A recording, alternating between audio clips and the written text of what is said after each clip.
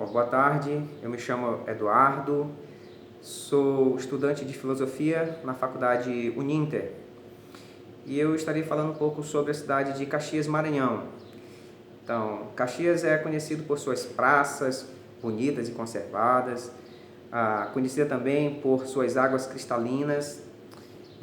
Nós temos um museu chamado Museu da Balaiada, que conta um pouco da história de Caxias, conta a história da Guerra da Balaiada, que foi uma guerra por direitos, né? Uma luta por direitos, luta armada.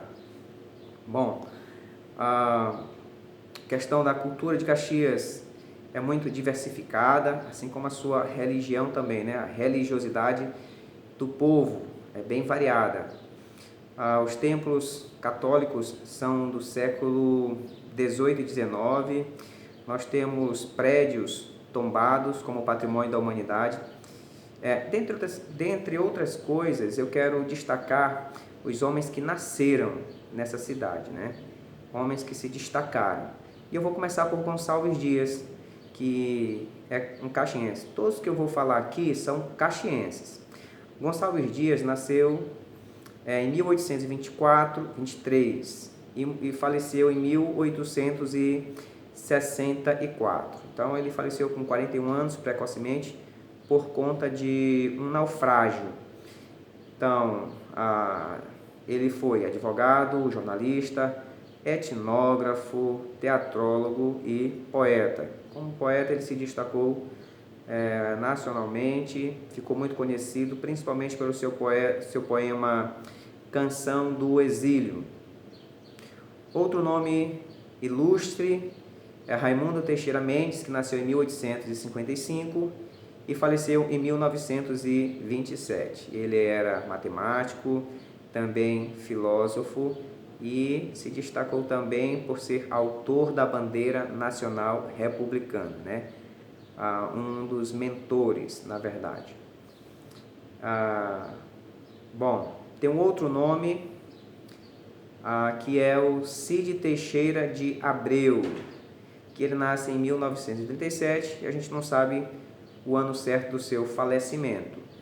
Mas ele era poeta, sua formação em filosofia fez com que ele se tornasse professor nessa área, e aí ele se tornou o membro fundador da Academia Caxiense de Letras.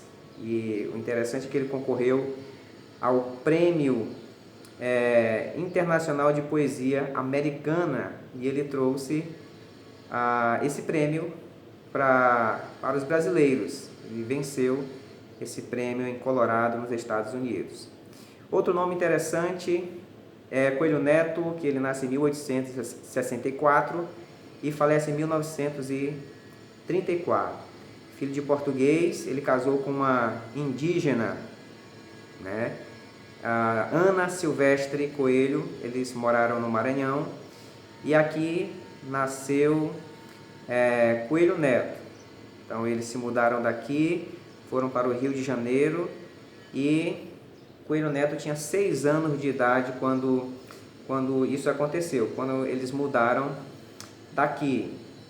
Então, Coelho Neto, ele foi um romancista, crítico, teatrólogo, político, professor, cronista, escritor e folclorista. Então, são muitos os seus talentos aí e a gente se orgulha demais desses homens, né? Ele também foi um membro fundador da Academia Brasileira de Letras e ocupa aí a cadeira de número 2, ocupou a cadeira de número 2. Teófilo Dias, ele nasceu em 1854 e morreu em 1889. Ele era sobrinho de Gonçalves Dias, foi estudar em São Luís. Depois que iniciou seus estudos lá em São Luís, ele estudou em vários estados, teve uma formação bem variada também, né? Ele era poeta, jornalista, advogado, professor de gramática, professor de francês e patrono da Academia Brasileira de Letras. Então, esse também nos enche de orgulho. Vespasiano Ramos nasceu em 1884 e faleceu em 1916. Então, interessante é que ele não nasceu de família nobre, pelo contrário, né? O seu nascimento foi no meio de uma família muito, muito humilde, mas ele conseguiu sobrepor as dificuldades e se tornou esse homem das letras. Ele se destacou como poeta e em sua homenagem foi criada a medalha Vespasiano Ramos como a principal insígnia outorgada pela Academia Rondoniense de Letras. Mais um caxiense que despontou para o Brasil nacionalmente. César Marques, outro nome, 1826 a 1900. Então foi um historiador, mas além desta função ele também foi tradutor, escritor, professor e também foi médico. Então, mais um aí que deu uma boa contribuição. Dentre suas várias obras ou seus escritos, ele deixou aí o dicionário histórico-geográfico da província do Maranhão, e este aí foi premiado, né? Recebeu diversas condecorações por conta desse livro. Osmar Rodrigues Marques, ele nasceu em 1929 e faleceu em 1998. Então, interessante que esse aqui é mais um daqueles que veio de uma família